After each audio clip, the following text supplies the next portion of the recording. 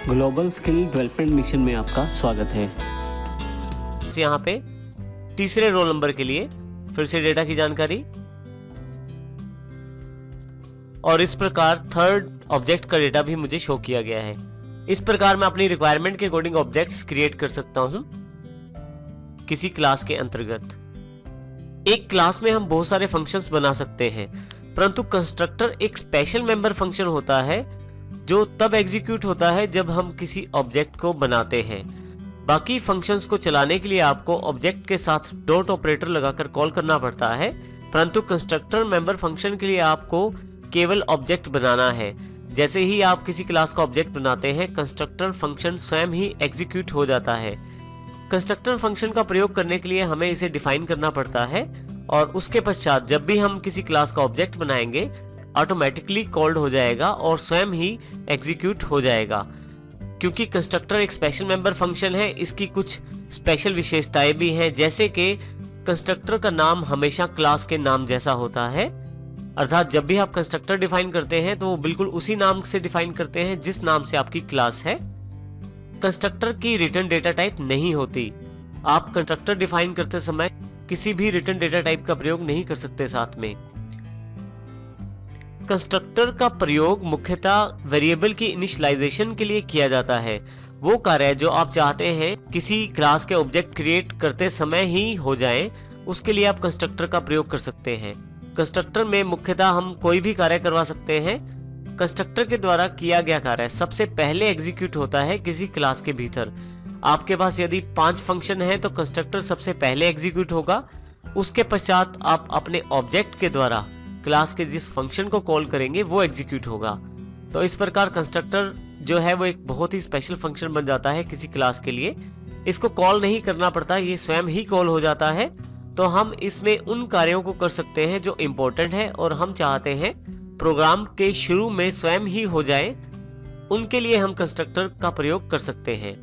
हम किसी कंस्ट्रक्टर को ओवरलोड कर सकते हैं। अब हम कंस्ट्रक्टर के एग्जाम्पल को देख, जैसे हमने जानकारी ली कि कंस्ट्रक्टर का जो नाम होता है वो उसी क्लास के नाम के आधार पर ही होता है। यहाँ हम क्लास 3.cpp के द्वारा इस एग्जाम्पल को समझेंगे। सबसे पहले हमने 2 हेडर फाइल्स इंक्लूड की हैं। क्लास स्टूडेंट, यहाँ पे क्लास कीवर्ड है जिसके द्वारा स्टूडेंट क्लास को डिफाइन किया गया है, ब्रैकेट ओपन। उसके पश्चात प्राइवेट मेंबर्स डिफाइन किए गए हैं रोल नंबर, नेम और मार्क्स के रूप में। पब्लिक में हमने सबसे पहले देखें यहाँ पे क्लास के नाम जैसा एक फंक्शन बनाया है। यही फंक्शन हमारा कंस्ट्रक्टर फंक्शन है। देखिए, यदि आप देखें क्लास का नाम स्टूडेंट है और यहाँ पे इस फंक्शन का नाम भी स्टूडेंट है। दोनों में जो डिफरेंस है वो इन राउंडेड ब्रैकेट्स का है। यहाँ ये ब्रैकेट्स ये जानकारी देती हैं ये कंस्ट्रक्टर एक फंक्शन है और एक स्पेशल मेंबर फंक्शन है। देखिए, हम यहाँ पे एक इंपॉर्टेंट कार्य करने जा रहे हैं। जब भी किसी क्लास का ऑब्जेक्ट बनाएं तो कंस्ट्रक्टर फंक्शन स्वयं ही एग्जीक्यूट होकर उस क्लास के ऑब्जेक्ट में इन वेरिएबल्स की वैल्यूज को इनपुट करवाए, रोल नंबर, नेम और मार्क्स। इन वेरिएबल्स के लिए हमने पिछले एग्जांपल्स में एक अलग फंक्शन बनाया था जो कि हमारा सेट डेटा के रूप में था, परंतु यहाँ देखें हमारे पास 2 फंक्शन और अवेलेबल हैं, word change data, word show data. यदि आप यहाँ ध्यान दें तो हमने यहाँ पे चेंज डेटा के अंतर्गत यदि हम डेटा को चेंज करना चाहते हैं दोबारा, तो इस फंक्शन को कॉल करके दोबारा चेंज कर सकते हैं। इस डेटा को हमने पहले ही इस कंस्ट्रक्टर फंक्शन के द्वारा स्टोर करवा दिया है उस ऑब्जेक्ट में।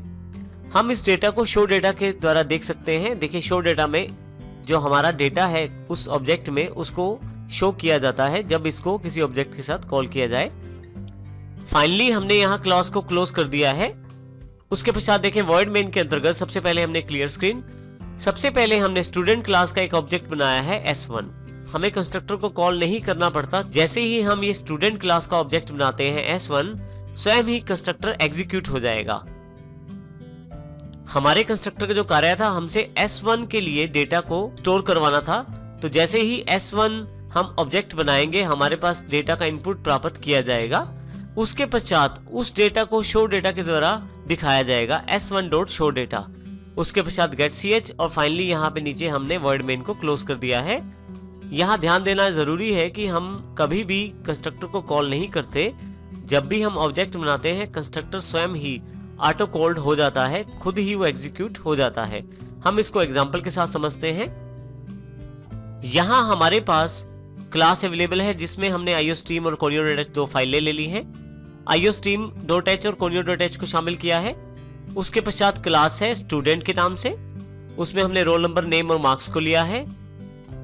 पब्लिक एक्सेस स्पेसिफायर के अंतर्गत हमने स्टूडेंट, हमारे पास हमने यहाँ पे एक कंस्ट्रक्टर डिफाइन किया है जिसका मुख्य कार्य है हमारे स्टूडेंट के लिए डेटा प्राप्त करना है।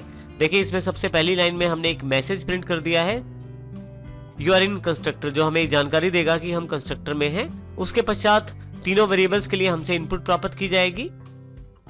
यदि हम डेटा को चेंज करना चाहते हैं तो हम यहाँ पे void change data के नाम से एक फंक्शन अवेलेबल है, इसको कॉल करके हम दोबारा जानकारी दे सकते हैं। और इसी प्रकार हम जो डेटा स्टोर किया गया है कंस्ट्रक्टर के द्वारा या चेंज डेटा के द्वारा, उसको हम शो डेटा के द्वारा देख सकते हैं, जो कि फाइनल लाइन में देखें यहाँ पे your roll number is roll number, name is name, marks are marks. तो इस प्रकार हम इस डेटा को शो कर सकते हैं यहाँ से। अब यदि वर्ड मेन फंक्शन के अंतर्गत देखें, यदि हम यहाँ पे, तो सबसे पहले हमने स्टूडेंट S1 एक ऑब्जेक्ट बनाया है जो स्टूडेंट क्लास का है।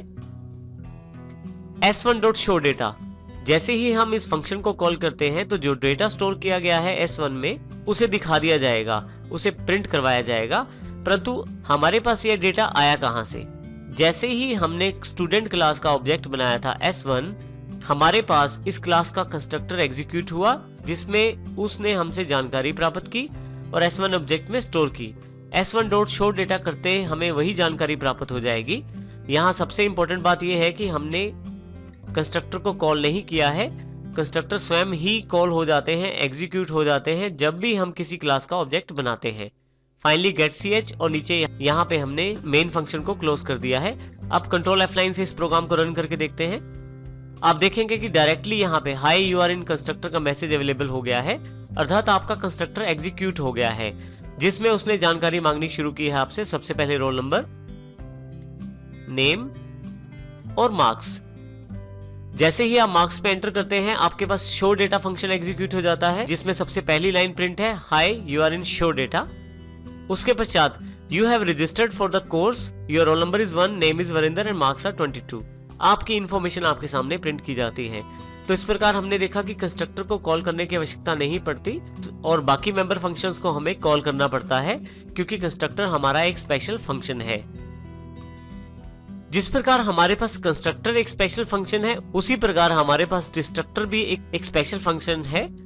जब भी किसी क्लास का ऑब्जेक्ट खत्म हो जाता है या स्कोप से बाहर हो जाता है तो उस केस में डिस्ट्रक्टर को कॉल किया जाता है। डिस्ट्रक्टर भी एक स्पेशल फंक्शन है जो बिल्कुल लास्ट में एग्जीक्यूट होता है और इसे भी ऑटोमेटिकली ही कॉल किया जाता है ऑब्जेक्ट के द्वारा। इसको भी हमें कॉल करने की आवश्यकता नहीं होती। इसको सबसे लास्ट में, एप्लीकेशन के सबसे लास्ट में कॉल किया जाता है ऑब्जेक्ट के द्वारा, और इसी के साथ डिस्ट्रक्टर का जो नाम रहता है वो भी बिल्कुल सेम रहता है क्लास के नाम जैसा। तो इस प्रकार, और जो अंतर रहता है वो टाइल्ड ऑपरेटर का रहता है। ये जो ऑपरेटर आपके पास टाइल्ड ऑपरेटर के रूप में अवेलेबल रहता है, ये एस्केप की के नीचे वाली की होती है, जिसमें आपको ये टाइल्ड ऑपरेटर मिल जाता है मुख्य कीबोर्ड्स में।